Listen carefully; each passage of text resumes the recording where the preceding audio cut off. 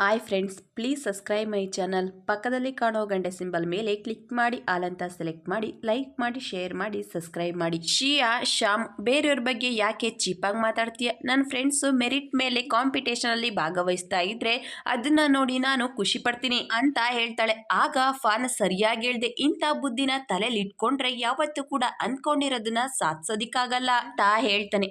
ಆದ್ರೆ ಶ್ಯಾಮ್ ಯಾವ್ದನ್ನು ತಲೆಗೆ ಹಾಕೊಳ್ದಲೆ ಬರೀತಾ ಇರ್ತಾನೆ. ಆಗ ಸಿಯು ಶಿಯಾನ ನೋಡ್ತಾ, ಶಿಯಾ ನಿನಗೆ ಇಷ್ಟೊಂದು ಧೈರ್ಯ ಎಲ್ಲಿಂದ ಬಂತು? ನಿನಗೆ ವಾದ ಮಾಡೋದಕ್ಕೂ ಕೂಡ ಬರುತ್ತಾ ಅಂತ ಕೇಳ್ತಾನೆ.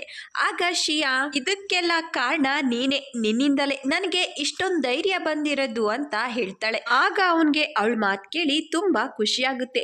ನಿಜವಾಗ್ಲೂ ನೀನು ಸ್ಟುಪಿಡ್ ಅಂತ ಹೇಳಿ ಬರೆಯೋದಕ್ಕೆ ಶುರು ಮಾಡ್ತಾನೆ. ಆಗ ಅವಳು ಸಿಯು ಅಂತ ಹೇಳ್ತಾಳೆ. ಆಗ ಅವನು ಅವಳ ಕಡೆ ನೋಡ್ತಿರ್ಬೇಕಾದ್ರೆ ಆಗ ಅವಳು ಹೇಳ್ತಾಳೆ, ನಾನು ಸ್ಟುಪಿಡೆ, ಆದ್ರೆ ನೀನ್ ಅನ್ಕೊಂಡಿರೋ ಅಷ್ಟು ಸ್ಟುಪಿಡ್ ಅಲ್ಲ ಅಂತ ಹೇಳ್ತಾಳೆ. ಆಗ ಹೀರೋಯಿನ್ ಮುಖನ ನೋಡ್ತಾ ಇದ್ರೆ ಹೀರೋಯಿನ್ ಕೂಡ ಹೀರೋ ಮುಖನ ಹಾಗೆ ನೋಡ್ತಾ ಕೂತಿರ್ತಾಳೆ. ಆಗ ಸಿಯು ಹೇಳ್ತಾನೆ, ನನ್ಗೂ ಕೂಡ ಗೊತ್ತು ಅಂತ ಹೇಳ್ತಾನೆ. ಆಗ ಶಿಯಾ ಸಿಯು ಹತ್ರ ಇದ್ದ ತನ್ನ ಬುಕ್ಸ್ನ ತಗೊಂಡು ಓದೋದಕ್ಕೆ ಶುರು ಮಾಡ್ತಾಳೆ. ಈಗ ಎಲ್ರು ಕೂಡ ಆಟ ಆಡ್ತಿರ್ಬೇಕಾದ್ರೆ ಶಿಯಾ ಮತ್ತೆ ಸಾರಾ ಇಬ್ರು ಕೂಡ ನಿಂತಿರ್ತಾರೆ. ಆಗ ಸಾರಾ, ಶಿಯಾ ಇವತ್ತು ಶ್ಯಾಮ್ಗೆ ಸರಿಯಾಗಿ ಬುದ್ಧಿ ಹೇಳ್ದೆ ನೀನು, ನಿನಗೆ ಅಷ್ಟೊಂದು ಧೈರ್ಯ ಎಲ್ಲಿಂದ ಬಂತು ಅಂತ ಕೇಳ್ತಾಳೆ. ಆಗ ಹೀರೋಯಿನ್, ನನಗೆ ಆ ಸಮಯದಲ್ಲಿ ಏನೋ ಗೊತ್ತಾಗ್ಲಿಲ್ಲ, ಶ್ಯಾಮ್ ಇವತ್ತು ಸ್ವಲ್ಪ ಜಾಸ್ತಿನೇ ಮಾತಾಡ್ದ ಅಂತ ಹೇಳ್ತಾಳೆ. ಆಗ ಸಾರಾ, ಅದಕ್ಕೆ ನೀನು ಸಿಯು ಪರವಾಗಿ ಮಾತಾಡಿದ್ದ ಅಂತ ಕೇಳ್ತಾಳೆ. ಆಗ ಶಿಯಾ, ಆಂಟಿ ಯಾವಾಗ್ಲೂ ನನ್ನ ಪರವಾಗಿ ಮಾತಾಡ್ತಾರೆ, ಈಗ ನನ್ನ ಸರ್ದಿ, ನಾನು ಕೂಡ ಯಾವಾಗ್ಲೂ ಸಿಯು ಪರವಾಗೇ ಇರ್ತೀನಿ ಅಂತ ಹೇಳಿ ಸಾರಾ ಎಕ್ಸಾಮ್ ಮುಗಿದ್ಮೇಲೆ ನಾವು ಏರ್ ಕಟ್ ಮಾಡ್ಸೋದಿಕ್ ಹೋಗೋಣ ಅಂತ ಹೇಳ್ತಾಳೆ. ಆಗ ಸಾರಾ ಆಶ್ಚರ್ಯದಿಂದ ಏನ್ ಹೇಳ್ತಿದ್ಯಾ ಅಂತ ಕೇಳ್ತಾಳೆ. ಆಗ ಶಿಯಾ, ನಾನು ಕೂಡ ಏರ್ ಕಟ್ ಮಾಡಿಸ್ಬೇಕು ಅಂತ ಅನ್ಕೊಂಡಿದ್ದೀನಿ ಅಂತ ಹೇಳಿ ಸಿಯು ಕಡೆ ನೋಡ್ತಾಳೆ. ಆಗ ಅವನು ಏನೋ ಕೆಲಸ ಮಾಡ್ತಿರ್ತಾನೆ. ಆಗ ಅವಳು ಮನ್ಸಲ್ಲೇ, ನಾನು ಕೂಡ ನೋಡೋದಕ್ಕೆ ಸುಂದರವಾಗಿ ಕಾಣಿಸ್ಬೇಕು ಅಂತ ಹೇಳಿ ಮನ್ಸಲ್ಲೇ ಯೋಚನೆ ಮಾಡ್ತಿರ್ಬೇಕಾದ್ರೆ ಸಾರಾ ಸಡನ್ ಆಗಿ, ಈ ಬದಲಾವಣೆ ಹೇಗೆ? ನನ್ಗೆ ಒಬ್ಬ ಹೇರ್ ಸ್ಟೈಲ್ ಮಾಡೋರು ಗೊತ್ತು, ಅವರು ತುಂಬಾ ಚೆನ್ನಾಗಿ ಹೇರ್ ಕಟ್ ಮಾಡ್ತಾರೆ, ನಾವು ಎಕ್ಸಾಮ್ ಮುಗಿದ್ಮೇಲೆ ಅವ್ರ ಹತ್ರ ಹೋಗೋಣ ಅಂತ ಹೇಳ್ತಾಳೆ. ಆಗ ಶಿಯಾ ಆಯ್ತು ಅಂತ ಹೇಳಿ ಕತ್ತಳ್ಳಾಡಿಸ್ತಿರ್ತಾಳೆ. ಎದುರುಗಡೆ ಆಟ ಆಡ್ತಾ ಇದ್ದ ಹುಡುಗ ಜೋರಾಗಿ ಕಾಕ್ನ ಹೊಡಿತಾನೆ. ಆ ಕಾಕು ಬಂದು ಶಿಯಾ ಕಣ್ಣಿಗೆ ಬೀಳುತ್ತೆ. ಆಗ ಅವಳು ಜೋರಾಗಿ ಅಮ್ಮ ಅಂತ ಕೂಗ್ತಾಳೆ. ಸಿಯು ಇದನ್ನ ನೋಡಿ ಜೋರಾಗಿ ಓಡ್ಕೊಂಡ್ ಬರ್ತಾನೆ. ಅಷ್ಟರಲ್ಲಿ ಅಲ್ಲಿಗೆ ಸ್ಟೂಡೆಂಟ್ಸ್ ಎಲ್ರು ಕೂಡ ಬರ್ತಾರೆ. ಆಗ ಕಾಕ್ ಹೊಡೆದಿದ್ದ ಹುಡುಗ, ಶಿಯಾ ನೀನು ಹುಷಾರಾಗಿದ್ಯಾ, ನಾನು ಬೇಕು ಅಂತ ಹೊಡಿಲಿಲ್ಲ, ಐ ಆಮ್ ಸಾರಿ ಅಂತ ಹೇಳ್ತಾ ಇರ್ತಾನೆ. ಅಷ್ಟರಲ್ಲಿ ಅಲ್ಲಿಗೆ ಸಿಯು ಕೂಡ ಬರ್ತಾನೆ. ಏನಾಯ್ತು ನನಗೆ ತೋರ್ಸು ಅಂತ ಹೇಳ್ತಾನೆ. ಆಗ ಶಿಯಾ ಏನೂ ಆಗಿಲ್ಲ, ನಾನು ಆರಾಮಾಗಿದ್ದೀನಿ ಅಂತ ಹೇಳ್ತಾಳೆ. ಆಗ ಕಾಕ್ ಹೊಡೆದಿದ್ದ ಹುಡುಗ, ಶಿಯಾ ಆಸ್ಪತ್ರೆಗೆ ಹೋಗೋಣ ಬಾ ಅಂತ ಹೇಳ್ತಾನೆ. ಆಗ ಸಿಯು, ನೀವೆಲ್ರೂ ಕ್ಲಾಸಿಗೆ ಹೋಗಿ, ನಾನು ಶಿಯಾನ ಆಸ್ಪತ್ರೆಗೆ ಕರ್ಕೊಂಡು ಹೋಗ್ತೀನಿ, ಶಿಯಾ ಬಾ ಹೋಗೋಣ ಅಂತ ಹೇಳಿ ಅವಳ ಕೈನ ಇಟ್ಕೊಂಡು ಆಸ್ಪತ್ರೆಗೆ ಕರ್ಕೊಂಡು ಹೋಗ್ತಾನೆ ಸಿಯು. ಆಗ ಫಾನ್ ನಡೀರಿ ಎಲ್ರು ಕೂಡ ಕ್ಲಾಸಿಗೆ ಹೋಗೋಣ ಅಂತ ಹೇಳ್ತಾನೆ. ಈಗ ಶಿಯಾ ಡಾಕ್ಟರ್ ಹತ್ರ ತೋರ್ಸೋದಿಕ್ಕೆ ಅಂತ ಹಾಸ್ಪಿಟಲ್ ಬಂದಿರ್ತಾಳೆ. ಆಗ ಡಾಕ್ಟರ್, ನಾನು ಕಣ್ಣನ್ನ ಚೆಕಪ್ ಮಾಡಿದ್ದೀನಿ, ಒಂದ್ಸಾರಿ ಎಕ್ಸ್ರೇ ಮಾಡಿಸಿ ಅಂತ ಹೇಳ್ತಾರೆ. ಆಗ ಸಿಯು, ಶಿಯಾ ಬಾ ಎಕ್ಸ್ರೇ ಮಾಡ್ಸೋಣ ಅಂತ ಹೇಳ್ತಾನೆ. ಆಗ ಅವಳು ಸಿಯು, ಬೇಡ, ಗಾಬರಿ ಆಗಂತದ್ದು ಏನೂ ಆಗಿಲ್ಲ, ಸ್ವಲ್ಪ ರೆಸ್ಟ್ ಮಾಡಿದ್ರೆ ಎಲ್ಲ ಸರಿ ಹೋಗುತ್ತೆ, ನಾನ್ ಇವತ್ತು ಸ್ಕೂಲ್ಗೆ ರಜಾ ಹಾಕ್ತೀನಿ ಅಂತ ಹೇಳ್ತಾಳೆ. ಆಗ ಅವನು, ಸರಿ ಆಯ್ತು, ಆದ್ರೆ ನಾವು ಚೆಕಪ್ ಮಾಡ್ಸೋದಿಕ್ಕೆ ಹೋಗೋಣ, ಸುಮ್ನೆ ನನ್ನಿಂದೆ ಬಾ ಅಂತ ಹೇಳಿ ಅಲ್ಲಿಂದ ಹೋಗ್ತಾನೆ. ಅವಳು ಕೂಡ ಅವನಿಂದಲೇ ಹೋಗ್ತಾಳೆ. ಈಗ ಇಬ್ರು ಕೂಡ ಹಾಸ್ಪಿಟಲ್ ಬಂದಿರ್ತಾರೆ. ಶಿಯಾ ಕಣ್ಣಿಗೆ ಐಸ್ ಕ್ಯೂಬ್ ಇಟ್ಕೊಂಡಿರ್ತಾಳೆ. ಆಗ ಸಿಯು, ಶಿಯಾ ಈಗ ಆರಾಮಾಗಿದ್ದೀಯಾ ಅಂತ ಕೇಳ್ತಾನೆ. ಆಗ ಹೀರೋಯಿನ್, ಈಗ ಪರವಾಗಿಲ್ಲ, ಟೆಸ್ಟ್ ರಿಪೋರ್ಟ್ ಬರೋದಿಕ್ಕೆ ಇನ್ನು ಅರ್ಧ ಗಂಟೆ ಆಗುತ್ತೆ, ಅಲ್ಲಿವರೆಗೂ ನೀನು ರೆಸ್ಟ್ ಮಾಡು ಅಂತ ಹೇಳ್ತಾಳೆ. ಆಗ ಹೀರೋ, ನಿನ್ ಕಣ್ಣಿಗೆ ಏಟಾಗಿದೆ, ಆದ್ರೆ ನೀನು ನನ್ನ ಬಗ್ಗೆ ಯೋಚನೆ ಮಾಡ್ತಿದ್ಯಾ ಅಂತ ಹೇಳ್ತಾನೆ. ಆಗ ಹೀರೋಯಿನ್, ಸಿಯು ಇನ್ ಮುಂದೆ ನನಗೆ ನೋಟ್ಸ್ ಬರೆಯೋದಿಕ್ಕೆ ಸಹಾಯ ಮಾಡಬೇಡ, ನೀನು ಕಾಂಪಿಟೇಷನ್ಗೆ ರೆಡಿ ಆಗ್ತಿದ್ಯಾ, ಅದ್ರ ಮೇಲೆ ಎಫೆಕ್ಟ್ ಆಗುತ್ತೇನೋ ಅಂತ ನನಗೆ ಭಯ ಆಗ್ತಿದೆ, ಎಕ್ಸಾಮ್ ಆದ್ಮೇಲೆ ಜಾಸ್ತಿ ಪವರ್ ಇರೋ ಕನ್ನಡಕನ ತಗೊಡಿ ಅಂತ ಅಮ್ಮನ ಹತ್ರ ನಾನು ಕೇಳ್ತೀನಿ, ಆಗ ನಿನಗೆ ಡಿಸ್ಟರ್ಬ್ ಆಗಲ್ಲ ಅಂತ ಹೇಳ್ತಾಳೆ. ಆಗ ಅವನು ಕೂಡ ಸರಿ ಅಂತ ಹೇಳ್ತಾನೆ. ಆಗ ಶಿಯಾ ಸಿ ಯು ಥ್ಯಾಂಕ್ ಯು ಅಂತ ಹೇಳ್ತಾಳೆ. ಆಗ ಅವನು ಇಷ್ಟಕ್ಕೆಲ್ಲ ಥ್ಯಾಂಕ್ಸ್ ಯಾಕೆ ಅಂತ ಕೇಳ್ತಾನೆ.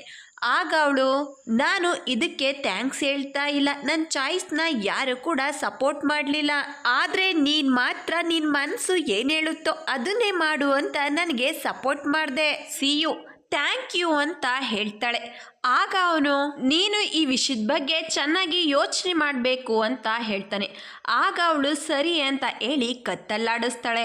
ಈಗ ಹೀರೋ ಮಲ್ಕೊಂಡಿರ್ಬೇಕಾದ್ರೆ ಹೀರೋಯಿನ್ ಹೇಳಿದ ಮಾತನ್ನ ನೆನಪು ಮಾಡಿಕೊಂಡು ನಗ್ತಾ ಇರ್ತಾನೆ. ಈಗ ಶಿಯಾ ಮನೆಗೆ ಬಂದಿರ್ತಾಳೆ. ಸ್ಕೂಲ್ಗೆ ಹೋಗೋದಕ್ಕೆ ಟೈಮ್ ಆಗಿರುತ್ತೆ. ಅವ್ರ ಅಮ್ಮ ಶಿಯಾ ಸ್ಕೂಲ್ಗೆ ಹೋಗೋದಕ್ಕೆ ಟೈಮ್ ಆಗಿದೆ, ಬೇಗ ಬಾ ಅಂತ ಹೇಳ್ತಾರೆ. ಆಗ ಅವಳು ನನ್ಗಾಗ್ಲೇ ಟೈಮ್ ಆಗಿದೆ, ನಾನು ಹೋಗ್ತೀನಿ ಅಂತ ಹೇಳಿ ಸ್ಕೂಲ್ಗೆ ಹೋಗೋದಿಕ್ಕೆ ಅಂತ ಹೋಗ್ತಾ ಇರ್ತಾಳೆ. ಆಗ ಅವರಮ್ಮ ಸ್ವಲ್ಪ ಹೊತ್ತು ನಿಂತ್ಕೋ, ಇವತ್ತು ಸಬ್ಜೆಕ್ಟ್ ಸೆಲೆಕ್ಷನ್ ಫಾರ್ಮ್ ಅನ್ನು ಕೂಡ ಕೊಡ್ಬೇಕು, ನೆನ್ಪಿದ್ಯಾ ಅಂತ ಕೇಳ್ತಾರೆ. ಆಗ ಶಿಯಾ ನಾನು ಅದನ್ನ ಆಮೇಲೆ ಸಬ್ಮಿಟ್ ಮಾಡ್ತೀನಿ ಅಂತ ಹೇಳ್ತಾಳೆ. ಆಗ ಅವರಮ್ಮ ನೀನ್ ತಗೋಬೇಕು ಅನ್ಕೊಂಡಿರೋ ಸಬ್ಜೆಕ್ಟನ್ನ ಚಾಯ್ಸ್ ಮಾಡಿ ಬೇಗ ಸಬ್ಮಿಟ್ ಮಾಡು ಅಂತ ಹೇಳ್ತಾರೆ. ಆಗ ಅವಳು ಕೂಡ ಸಬ್ಮಿಟ್ ಮಾಡ್ತೀನಿ ಅಂತ ಹೇಳಿ ಸ್ಕೂಲ್ಗೆ ಅಲ್ಲಿಂದ ಹೋಗ್ತಾಳೆ. ಈಗ ಅವಳು ಸ್ಕೂಲಿಗೆ ಬಂದಿರ್ತಾಳೆ. ಚಾಯ್ಸ್ ಮಾಡಿದ್ದ ಫಾರ್ಮ್ ಅನ್ನ ಕೊಡೋದಿಕ್ಕೆ ಅಂತ ಆಫೀಸ್ ರೂಮ್ಗೆ ಬರ್ತಾಳೆ. ಅಷ್ಟರಲ್ಲಿ ಅಲ್ಲಿಗೆ ಸಿ ಯು ಕೂಡ ಬಂದು ಲೀ ಸರ್ ಜೊತೆ ಮಾತಾಡ್ತಿರ್ತಾನೆ. ಆಗ ಲೀ ಸರ್ ಸಿ ಯು ನಿನ್ಗೇನಾದ್ರೂ ತಲೆ ಕೆಟ್ಟಿದ್ಯಾ, ನೀನು ಏನ್ ಮಾತಾಡ್ತಿದ್ಯಾ ಅನ್ನೋದು ನಿನಗೆ ನೆನ್ಪಿದ್ಯಾ ಅಂತ ಹೇಳ್ತಾರೆ. ಅಷ್ಟರಲ್ಲಿ ಶಿಯಾ ಸರ್ ಅಂತ ಹೇಳ್ತಾರೆ. ಆಗ ಲೀ ಸರ್ ಏನಾಗ್ಬೇಕಾಗಿತ್ತು ಅಂತ ಕೇಳ್ತಾರೆ. ಆಗ ಶಿಯಾ ಸರ್ ನಾನು ಆಮೇಲೆ ಬರ್ಲಾ ಅಂತ ಕೇಳ್ತಾರೆ. ಆಗ ಲೀ ಸರ್ ಪರವಾಗಿಲ್ಲ ಬಾ ಒಳಗಡೆ ಅಂತ ಹೇಳ್ತಾರೆ. ಆಗ ಅವಳು ಸರ್ ಇದು ನನ್ನ ಸಬ್ಜೆಕ್ಟ್ ಚಾಯ್ಸ್ ಮಾಡಿರೋ ಫಾರ್ಮ್ ಅಂತ ಹೇಳ್ತಾಳೆ. ಪಕ್ಕದಲ್ಲೇ ನಿಂತಿದ್ದ ಸಿ ಯು ಶಿಯಾ ತಗೊಂಡ್ ಬಂದಿದ್ದ ಫಾರ್ಮ್ ಅನ್ನ ನೋಡ್ತಾ ಇರ್ತಾನೆ. ಆಗ ಲೀ ಸರ್ ಅದನ್ನ ಇಲ್ಲಿಟ್ಟು ನೀನು ಹೋಗು ಅಂತ ಹೇಳ್ತಾರೆ. ಆಗ ಅವಳು ಅದನ್ನ ಅಲ್ಲೇ ಇಟ್ಟು ಸಿ ಯು ಮುಖನ ನೋಡ್ತಾ ಇದ್ರೆ ಸಿ ಯು ಕೂಡ ಶಿಯಾ ಮುಖನ ನೋಡ್ತಾ ನಿಂತಿರ್ತಾನೆ. ಲೀ ಸರ್ ಅವರಿಬ್ರು ನೋಡ್ತಾ ಶಿಯಾ ಇನ್ನೇನಾದ್ರೂ ಬೇರೆ ಕೆಲಸ ಇದೆಯಾ ಅಂತ ಕೇಳ್ತಾರೆ. ಆಗ ಅವಳು ಏನು ಇಲ್ಲ ಸರ್ ಅಂತ ಹೇಳ್ತಾಳೆ. ಆಗ ಲೀ ಸರ್ ಮತ್ಯಾಕಿನ್ನು ಇಲ್ಲೇ ನಿಂತಿದ್ಯಾ, ಹೋಗು ಕ್ಲಾಸ್ಗೆ ಅಂತ ಹೇಳ್ತಾರೆ. ಆಗ ಅವಳು ಸಿ ಯು ಮುಖನ ನೋಡ್ತಾ ಅಲ್ಲಿಂದ ಹೋಗ್ತಾಳೆ. ಸಿ ಯು ಕೂಡ ಹೋಗಿ ಕ್ಲಾಸ್ ಅಲ್ಲಿ ಕೂತ್ಕೋತಾನೆ. ಶಿಯಾ ನೀನು ಸೈನ್ಸ್ ತಗೊಂಡಿದ್ಯಾ, ಚೆನ್ನಾಗಿ ಯೋಚನೆ ಮಾಡಿದ್ಯಾ ಅಂತ ಕೇಳ್ತಾನೆ. ಆಗ ಅವಳು ಚೆನ್ನಾಗಿ ಯೋಚನೆ ಮಾಡಿ ಸೈನ್ಸ್ ತಗೊಂಡಿದ್ದೀನಿ, ನನ್ನ ಕೈಲೂ ಸೈನ್ಸನ್ನ ಓದೋದಿಕ್ಕಾಗುತ್ತೆ ಅಂತ ಪ್ರೂವ್ ಮಾಡಬೇಕು ಅಂತ ಅನ್ಕೊಂಡಿದ್ದೀನಿ. ಹೌದು ಸರ್ ಯಾಕೆ ನಿನಗೆ ಬೈತಾ ಇದ್ರು, ಅಂತ ತಪ್ಪು ಏನು ಮಾಡಿದ್ಯಾ ಅಂತ ಕೇಳ್ತಾಳೆ. ಆಗ ಅವನು ಪ್ರಾಕ್ಟಿಕಲ್ ಎಕ್ಸಾಮಲ್ಲಿ ಜಾಸ್ತಿ ತಪ್ಪು ಮಾಡಿದ್ದೀನಿ, ಅದರಿಂದ ಅವ್ರಿಗೆ ಕೋಪ ಬಂದಿದೆ, ಅದಕ್ಕೆ ನನಗೆ ಬೈತಾ ಇದ್ರು ಅಂತ ಹೇಳ್ತಾನೆ. ಆಗ ಅವಳು ಸರ್ ನಿನಗೆ ಜಾಸ್ತಿನೇ ಬೈತಾ ಇದ್ರು, ಮೊದಲೇ ನಿನಗೆ ಸುಸ್ತಾಗಿದೆ, ಅದರಲ್ಲಿ ಅವ್ರ ಪ್ರೆಷರ್ ಬೇರೆ, ಇದ್ಯಾಕೋ ಸರಿ ಇಲ್ಲ ಅಂತ ಹೇಳ್ತಾಳೆ. ಆಗ ಸಿ ಯು ಟೆನ್ಷನ್ ಮಾಡ್ಕೊಳ್ಳೋದೇನು ಬೇಡ, ಅದನ್ನ ನಾನು ಹ್ಯಾಂಡಲ್ ಮಾಡ್ಕೋತೀನಿ ಅಂತ ಹೇಳ್ತಾನೆ. ಆಗ ಅವಳು ಸಿ ಯು ನೀನೇನೇ ಮಾಡಿದ್ರು ಕೂಡ ನನ್ನ ಸಪೋರ್ಟು ನಿನ್ಗೆ ಯಾವಾಗಲೂ ಇರುತ್ತೆ ಅಂತ ಹೇಳ್ತಾಳೆ. ಆಗ ಅವನು ನಗ್ತಾ ನನಗೆ ಅರ್ಥ ಆಯಿತು ಅಂತ ಹೇಳ್ತಾನೆ. ಆಗ ಅವಳು ಸಿ ಯು ನಿನ್ನ ಫೋನನ್ನ ತಗೋ, ನಮ್ಮ ತಂದೆ ನನಗೆ ಅಂತ ಹೊಸ ಫೋನನ್ನ ತಂದಿದ್ದಾರೆ, ಥ್ಯಾಂಕ್ಸ್ ಅಂತ ಹೇಳಿ ಸಿಗೆ ಫೋನ್ ಕೊಡ್ತಾಳೆ. ಆಗ ಅವನು ಫೋನ್ ಆನ್ ಮಾಡಿ ನೋಡ್ತಾಳೆ. ಅದರಲ್ಲಿ ಲಾಸ್ಟ್ ಕಾಲು ಕಾಂಗ್ ಮಾಡಿರ್ತಾಳೆ. ಕಾಂಗ್ ನಂಬರ್ನ ನೋಡಿ ಅವನಿಗೆ ಜಲಸಿ ಫೀಲ್ ಆಗುತ್ತೆ. ಶಿಯಾ ಚೆನ್ನಾಗಿ ಓದು, ಫೋನನ್ನ ಕಡಿಮೆ ಯೂಸ್ ಮಾಡು ಅಂತ ಹೇಳ್ತಾನೆ. ಆಗ ಅವಳು ಸರಿ ನೀನು ಕೂಡ ಫೋನನ್ನ ಕಡಿಮೆ ಯೂಸ್ ಮಾಡು ಅಂತ ಹೇಳ್ತಾಳೆ. ಆಗ ಅವನು ಅವಳ ಮುಖನ ನೋಡ್ತಾ ಇರ್ತಾನೆ. ಈಗ ಕ್ಲಾಸ್ ಬಿಟ್ಟಿರುತ್ತೆ, ಎಲ್ರು ಕೂಡ ಮನೆಗೆ ಹೋಗ್ತಾ ಇರ್ತಾರೆ. ಸಿ ಯು ಶಿಯಾ ಕೂಡ ಬರ್ತಿರ್ತಾರೆ. ಆಗ ಅವಳು ಸಿ ಯು ಎಕ್ಸಾಮ್ ರೂಮಲ್ಲಿ ಇಬ್ರು ಹುಡುಗಿರು ನಿನ್ನನ್ನ ಕದ್ದು ನೋಡ್ತಾ ಇದ್ರು, ಅದನ್ನ ನೀನು ನೋಡಿದ್ಯಾ ಅಂತ ಕೇಳ್ತಾಳೆ. ಆಗ ಅವನು ಹೌದಾ, ನೀನು ತುಂಬಾ ಚೆನ್ನಾಗಿ ಎಕ್ಸಾಮ್ ಮಾಡಿದ್ಯಾ ಅನ್ಸುತ್ತೆ, ಅದಕ್ಕೆ ಬೇರೆಯವ್ರನ್ನ ನೋಟಿಸ್ ಮಾಡಿದ್ಯಾ ಅಂತ ಕೇಳ್ತಾನೆ. ಆಗ ಶಿಯಾ ಹೌದು ನಾನು ತುಂಬಾ ಚೆನ್ನಾಗಿ ಎಕ್ಸಾಮ್ ಬರ್ದಿದ್ದೀನಿ, ಮ್ಯಾಥ್ಸ್ ಪೇಪರ್ನು ಕೂಡ ಚೆನ್ನಾಗಿ ಮಾಡಿದ್ದೀನಿ, ಸೈನ್ಸ್ ಎಲ್ಲಾ ಕ್ವಶನ್ ಕೂಡ ಅಟೆಂಡ್ ಮಾಡಿದ್ದೀನಿ ಅಂತ ಹೇಳ್ತಿರ್ಬೇಕಾದ್ರೆ ಹಿಂದೆಯಿಂದ ಬಂದ ಸಾರಾ ಇನ್ನು ಎಕ್ಸಾಮ್ ಬಗ್ಗೆನೇ ಡಿಸ್ಕಸ್ ಮಾಡ್ತಿದ್ದೀರಾ, ಎಕ್ಸಾಮ್ ಮುಗಿದ ಮೇಲೆ ನಾವ್ ಎಲ್ಲಿಗೆ ಹೋಗ್ಬೇಕು ಅಂತ ಹೇಳಿದ್ದು ನಿಮ್ಗೆ ನೆನ್ಪಿಲ್ವಾ ಅಥವಾ ಮರ್ತೇ ಬಿಟ್ಟಿದ್ದೀರಾ ಅಂತ ಕೇಳ್ತಾಳೆ. ಆಗ ಶಿಯಾ ಮರ್ತಿಲ್ಲ ಅಂತ ಹೇಳ್ತಾಳೆ. ಅಷ್ಟರಲ್ಲಿ ಅಲ್ಲಿಗೆ ಫಾನ್ ಕೂಡ ಬರ್ತಾನೆ. ಆಗ ಅವನು ಡಿನ್ನರ್ ಆದ್ಮೇಲೆ ಸಿಗೋಣ ಅಂತ ಹೇಳಿ ಸಿ ಯು ಫಾನ್ ಇಬ್ರು ಕೂಡ ಅಲ್ಲಿಂದ ಹೋಗ್ತಾರೆ. ಈಗ ಶಿಯಾ ಮನೆಗೆ ಸಾರಾ ಶಿಯಾಗೆ ಏರ್ ಕಟ್ ಮಾಡೋದಿಕ್ಕೆ ಅಂತ ಬಂದಿರ್ತಾಳೆ. ಆಗ ಅವಳು ಸಾರಾ ನೀನು ನಂಬೋದಾ, ನೀನೇ ಏರ್ ಕಟ್ ಮಾಡ್ತೀಯಾ ಅಂತ ಕೇಳ್ತಾಳೆ. ಆಗ ಸಾರಾ ತುಂಬಾ ವರ್ಷಗಳಿಂದ ಪ್ರೊಫೆಷನಲ್ ಆಗಿ ಏರ್ ಕಟ್ನ ಮಾಡ್ತಿದ್ದೀನಿ, ನೀನು ನನ್ನನ್ನು ಆರಾಮಾಗಿ ನಂಬಬಹುದು. Side hair, straight hair, European, Japan, Korean ಎಲ್ಲ ರೀತಿಯ ಏರ್ ಕಟ್ ಅನ್ನು ಕೂಡ ನಾನು ಮಾಡ್ತೀನಿ ಅಂತ ಹೇಳಿ ಬುಕ್ಲೆಟ್ನ ತಗೊಂಡು ಶಿಯಾ ನಿನ್ಗೆ ಯಾವ್ದಿಷ್ಟ ಅದನ್ನ ಸೆಲೆಕ್ಟ್ ಮಾಡು ಅಂತ ಹೇಳಿ ಶಿಯಾಗೆ ಬುಕ್ಲೆಟ್ನ ಕೊಡ್ತಾಳೆ. ಆಗ ಅವಳು ಬುಕ್ಲೆಟ್ನ ನೋಡಿ ಇದನ್ನ ನೋಡ್ತಾ ಇದ್ರೆ ಏರ್ ಕಟ್ ಮಾಡ್ದಲೆ ಇರದೆ ಒಳ್ಳೇದು ಅನ್ಸುತ್ತೆ ಅಂತ ಹೇಳಿ ಅಲ್ಲಿಂದ ಹೋಗೋದಿಕ್ಕೆ ಅಂತ ಹೋಗ್ತಾಳೆ. ಆಗ ಸಾರಾ ಎಲ್ಲ ಆಗೋದಿಲ್ಲ, ನಿನ್ಗೆ ಯಾವ್ದಿಷ್ಟನೋ ಅದನ್ನ ಸೆಲೆಕ್ಟ್ ಮಾಡು ಅಂತ ಹೇಳ್ತಾಳೆ. ಆಗ ಶಿಯಾಗೆ ಬೇರೆ ದಾರಿ ಇಲ್ದಲೆ ಸಾರನ್ ಮುಖನ ನೋಡ್ತಾ ಬುಕ್ಲೆಟ್ ಅಲ್ಲಿ ಈ ಏರ್ ಕಟ್ ಇರ್ಲಿ ಅಂತ ಹೇಳಿ ಒಂದನ್ನ ಸೆಲೆಕ್ಟ್ ಮಾಡ್ತಾಳೆ. ಆದ್ರೆ ಸಾರಾ ಇದು ನೋಡೋದಿಕ್ಕೆ ಸ್ವಲ್ಪ ಕೂಡ ಚೆನ್ನಾಗಿಲ್ಲ, ಇದು ಟ್ರೆಂಡಿಂಗ್ ಅಲ್ಲಿ ಕೂಡ ಇಲ್ಲ, ಬೇರೆ ಡಿಸೈನ್ ನ ಸೆಲೆಕ್ಟ್ ಮಾಡಬೇಕು. ಶಿಯಾ ಈ ಏರ್ ಕಟ್ ಏಕಿದೆ, ಇದು ಟ್ರೆಂಡಿಂಗ್ ಅಲ್ಲಿ ಇದೆ, ಇದೇ ಏರ್ ಕಟ್ ನ ಮಾಡ್ತೀನಿ ಅಂತ ಹೇಳಿ ಅಳತೆ ಟೇಪನ್ನ ತಗೊಂಡು ಶಿಯಾ ಹಣೆ ಹತ್ರ ಇಟ್ಟು ಅಳತೆ ಮಾಡ್ತಾ ಇದ್ರೆ ಶಿಯಾ ಟೆನ್ಷನ್ ಇಂದ ನೀನು ಇದೇ ರೀತಿ ಏರ್ ಕಟ್ ಮಾಡ್ತೀಯಾ ಅಂತ ಕೇಳ್ತಾಳೆ. ಆಗ ಸಾರಾ ನೀನ್ ನನ್ನನ್ನು ಸ್ವಲ್ಪನಾದ್ರೂ ನಂಬು, ಇವತ್ತಿಂದ ನೀನು ಟ್ರೆಂಡಿಂಗ್ ಅಲ್ಲಿ ಇರ್ತೀಯಾ ಅಂತ ಹೇಳ್ತಾಳೆ. ಆಗ ಶಿಯಾ ಸಾರಾ ನನ್ಗೆ ಯಾಕೋ ಸ್ವಲ್ಪ ಭಯ ಆಗ್ತಿದೆ ಅಂತ ಹೇಳ್ತಾಳೆ. ಆಗ ಸಾರಾ ಭಯ ಪಡೋದಕ್ಕೆ ಏನಿದೆ, ನಿನ್ ಮುಖ ಚಿಕ್ಕದು, ಅದಕ್ಕೆ ನಾನು ಏರ್ನ ಸೆಟ್ ಮಾಡೋದಿಕ್ಕೆ ಹೋಗ್ತಿದ್ದೀನಿ ಅಷ್ಟೇ, ಇದು ಏರ್ ಕಟ್ ಮಾಡೋದಿಕ್ಕೆ ಸರಿಯಾದ ಪೊಸಿಷನ್ನು, ಅಳ್ಳಾಡ್ಬೇಡ, ಸರಿಯಾಗಿ ಕುತ್ಕೋ ಅಂತ ಹೇಳ್ತಾಳೆ. ಆದ್ರೆ ಶಿಯಾ ಮಾತ್ರ ಟೆನ್ಷನ್ ಇಂದ ಸಾರಾ ಸ್ವಲ್ಪ ನಿಧಾನಕ್ಕೆ ಏರ್ನ ಕಟ್ ಮಾಡು ಅಂತ ಹೇಳ್ತಾ ಇರ್ತಾಳೆ. ಆದ್ರೆ ಸಾರಾ ಮಾತ್ರ ಖುಷಿಯಿಂದ ಏರ್ ಕಟ್ ಮಾಡಿ ಶಿಯಾ ಏರ್ ಕಟ್ ಮಾಡಾಯ್ತು ಅಂತ ಹೇಳ್ತಾಳೆ. ಆಗ ಶಿಯಾ ಹೇಗ್ ಕಾಣಿಸ್ತಾ ಇದೆ ಅಂತ ಕೇಳ್ತಾಳೆ. ಆಗ ಸಾರಾ ಟೆನ್ಷನ್ ಇಂದ ಶಿಯಾನ ಕತ್ ಬಗ್ಸಿ ನೋಡ್ತಾಳೆ.